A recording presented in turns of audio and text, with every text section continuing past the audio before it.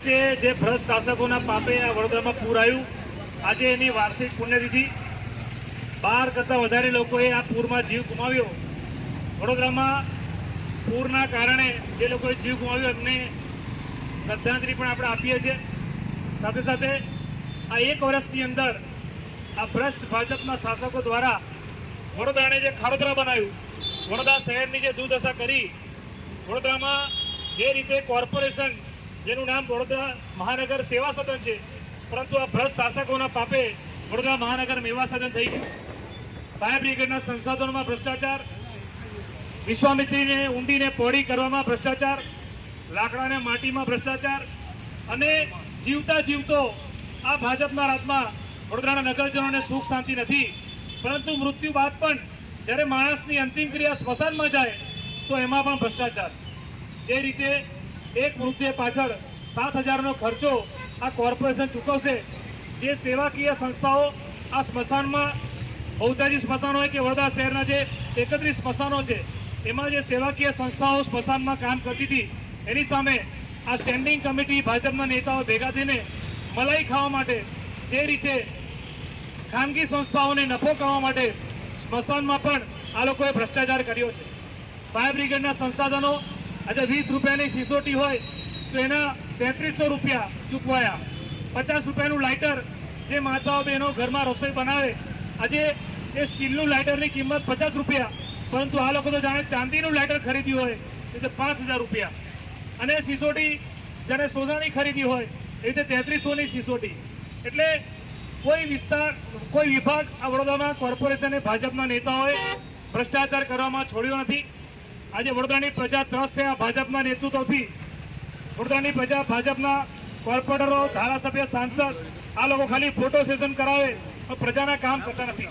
માટે જ આજે આપણે કોંગ્રેસ પાર્ટીએ પ્રધાનમંત્રીને લેટર લખ્યો કે આ વડોદરાની પ્રજાએ પ્રધાનમંત્રીને પણ ખોબે વાપરીને વોટ આપ્યા અને એમના નામ પર જે વડોદરામાં કોર્પોરેટર જે છે ભાજપના, જેમનું નામ કોઈને ખબર નથી, એવા લોકોને પણ વોટ આપ્યા। ત્યારે આ ભ્રષ્ટાચારીઓ જે કમિટી છે, સ્ટેન્ડિંગ કમિટી, એને ડિઝોલ્વ કરવી જોઈએ। આ તમામ મુદ્દાઓ સાથે આપણે પત્ર પણ લખ્યો અને આજે જ્યારે 1 વર્ષ પૂરું થયું છે, વડોદરામાં ગત વર્ષે આખું વડોદરા પાણીમાં જેને ડૂબાડ્યું, એ લોકોને કોઈ પ્રજા માટે ચિંતા નથી।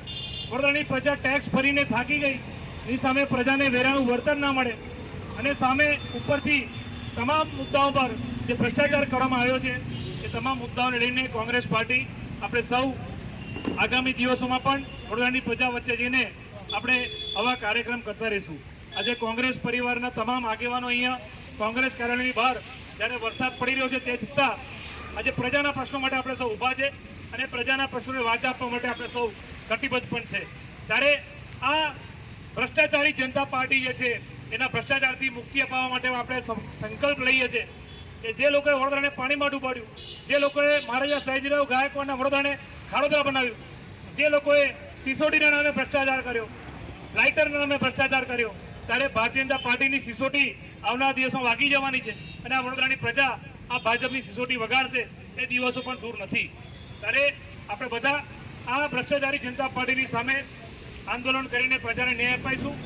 આપણે સૌ આજે જે વાર્ષિક પુણ્યતિથિ છે, વડોદરામાં જે પૂર આવ્યું એમાં જે લોકો ગુજરી ગયા હતા એના માટે આપણે સૌ 1 મિનિટનું મૌન પણ પાડીએ।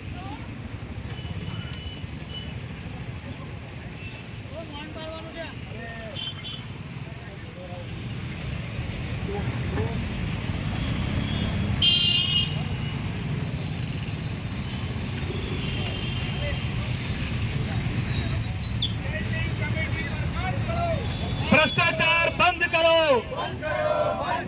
भ्रष्टाचार बंद करो, भाजपा नेताओं शर्म करो, भाजपा नेताओं शर्म करो।